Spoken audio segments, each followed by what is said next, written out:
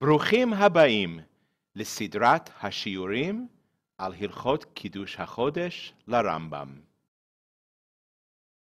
בשיעור הקדמה זו אנו נלמד על מהלכי השמש והירח ביחס לכדור הארץ והמזלות, נלמד מהו מולד הירח, מדוע ומתי מעברים את השנה ומוסיפים לה עוד חודש, מה גורם להבדלים בזמני הזריחה והשקיעה של השמש, מדוע יש עונות שונות במהלך השנה, ועוד נושאים שיעזרו לנו להבין את המשך הלכות קידוש החודש.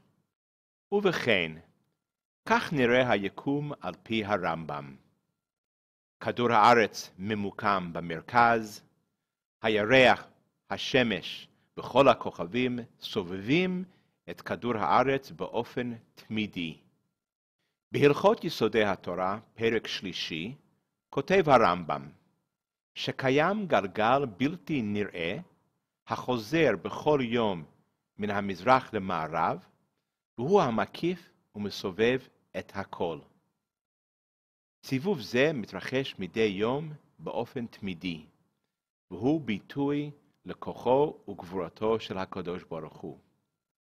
גלגל זה נקרא הגלגל היומי. בסיבוב של הגלגל היומי בא לנו יום חדש. בנוסף לגלגל היומי המסובב את היקום כולו סביב כדור הארץ, קיימים גלגלים לשמש ולירח. הבה נצפה בגלגלים הללו. הנה גלגל השמש. גלגל זה גם הוא אינו נראה לעין. הגלגל היומי מסובב את גלגל השמש, יחד עם השמש עצמה, סביב כדור הארץ. בנוסף לכך שהגלגל היומי מסובב את גלגל השמש ממזרח למערב, גלגל השמש עצמו זז באותו זמן לכיוון השני, ממערב למזרח.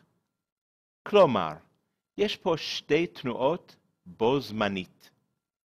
מצד אחד, הגלגל היומי מסובב את השמש סיבוב שלם ממזרח למערב, ומצד שני, גלגל השמש חוזר מעט כל יום ממערב למזרח.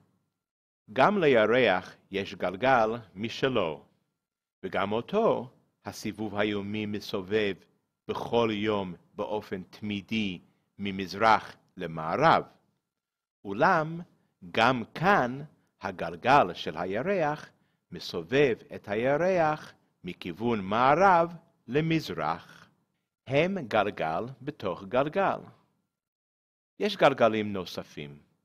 עבור הלכות קידוש החודש נתרכז בתכונות של גלגלי השמש, הירח והמזלות.